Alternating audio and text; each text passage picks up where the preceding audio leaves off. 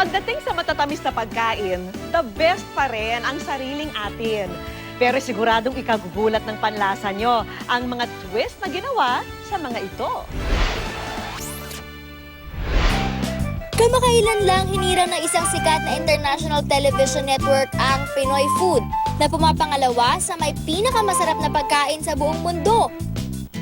Kaya ngayon sa Good News, lalo pa natin itong papatunayan. Hatid ng mga classic na panghimagas na nagbibigay ngiti noon pang panahon ng ating mga ninuno. Ang mga ito, bibigyan natin ng modernong bihis para sa isang champion parada ng matatamis. Dito sa isang restaurant sa Pasig, ang mga kakaibang twist ng putahing Pinoy ang ipinagmamalaki nila.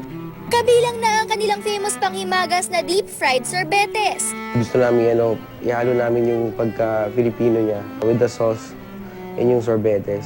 So parang yung ibang feeling sa bibig na mainit yung labas pero malamig pa yung loob. Plus yung sweet yung sauce. Mainit na fried breading na pinapalooban ng malamig na ice cream na may ube sauce? Kung natakam din kayo, alamin kung paano gawin ang dessert na ito.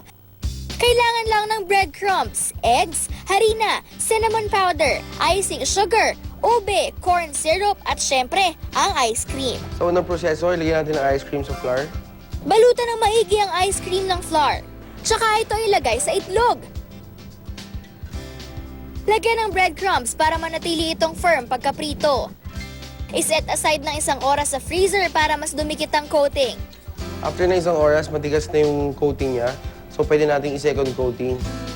Ilagay ulit ang ice cream sa flour, i-dip sa itlog. Lagyan ng breadcrumbs at iset aside ulit sa freezer for another 1 hour. Paghaluin lang ang ube at sugar syrup sa mixing bowl. Tsaka budburan ng kaunting cinnamon for aroma. So tapos na yung ating ube caramel, pwede natin iprito yung deep fried sorbetes natin. Pag matigas na ang double-coated ice cream, ready na itong i-deep fry. Para hindi matunaw ang ice cream filling sa loob ng breading, importanteng nasa boiling point ang mantika bago ito ilagay. Hanguin ito agad after a few seconds. Tsaka i-dip sa ube caramel sauce. Budburan ng cinnamon powder at icing sugar for garnish at ready na itong iserve. Lasang-lasa ang crunchiness ng breading at lamig sarap ng ice cream sa loob. Matitikman ang kanilang sorbete surprise na ito sa halagang 170 pesos. Siguradong masusurpresa din kayo sa pag-level up ng paborito nating almusal na pandesal. Dito sa isang bread restaurant sa Ortigas, naspatan namin ang pinakapatok nilang breakfast and dessert in one. Introducing ang pandesal pudding a la mode.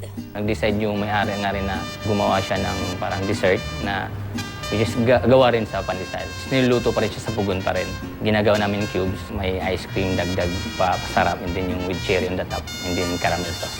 Ang aroma daw ng kahoy ang sikreto kung bakit hinahanap-hanap ang sarap ng kanilang pandesal. Matapos hanguin ang mga tinapay sa pugon, hiniwa nila ito into cubes.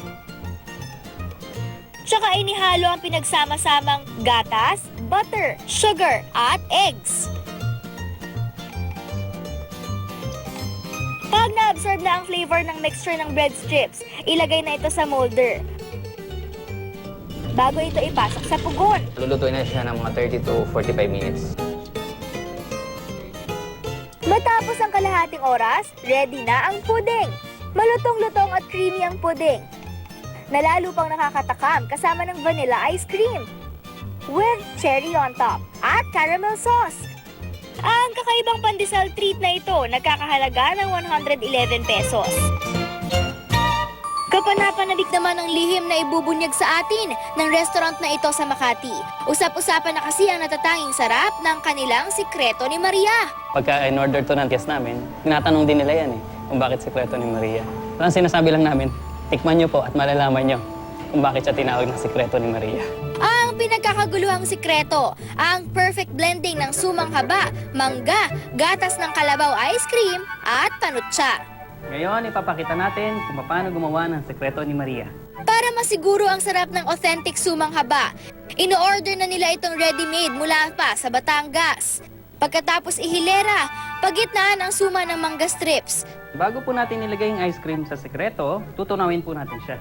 Gamit ang tinidor, tunawin ng kaunti ang ice cream. At pag malapot na ang consistency, ipaibabaw ito sa suman at mangga hanggang mabalot ito ng kalabaw ice cream. At para basagin ang busilak na kaputian ng dessert, budburan ng grated panutsa. Ito na po ang sekreto ni Maria. Puting-puti ang pangimagas na ito na sumisimbolo sa pagkabusilak ni Maria Clara. Ang pinagsamang lasa ng mangga at ang malagkit at tamis ng malamig na ice cream. Matitikman sa halagang 165 pesos. Ang laging present sa handaan na ube, tinambala ng all-time favorite nating leche flan. Ito ang pinaka-in-demand na flavor sa isang cake shop dito sa San Juan, ang ube leche flan. Yung leche flan kasi, it's already a Filipino food. We thought of another food na Filipino din, which is ube. Pag pinagsama mo siya, it will come out with a very unique product, which is the ube leche flan cake. Ang sikreto ng sarap nito ay nasa paraan daw ng pagluluto. Ihanda lang ang ube at leche flan mixture. Sa llanera na may caramelized sugar, ilagay ang leche flan mixture tsaka iset aside. Para naman sa sponge cake na magiging base ng ating dessert, lagyan lang ng egg white at sugar tsaka ito i-beat. Pag stiff na ang consistency ng egg white, ihalo ang ube mixture. Ifo-fold na natin yung ube mixture sa stiff na egg white at ito na po yung magiging sponge cake. Isalin na siya sa llanera na may leche flan. Ilagay ang mga llanera sa baking pan. So ngayon po, lalagyan na po natin ng tubig dito sa baking pan para po i-steam sa oven. Ang pag-steam habang binibake sa loob ng oven sa eksaktong temperature at oras ang sikreto raw ng linamnam ng cake. Pagkatapos ng isang oras, maaamoy na ang sumisipang sarap ng ube leche flan cake. Garantisado ang extraordinary dessert experience nyo sa halagang 270 pesos. Pagdating sa lasa, walang dudang kaya nating makipagsabayan sa mga cuisine sa mga ibang bansa.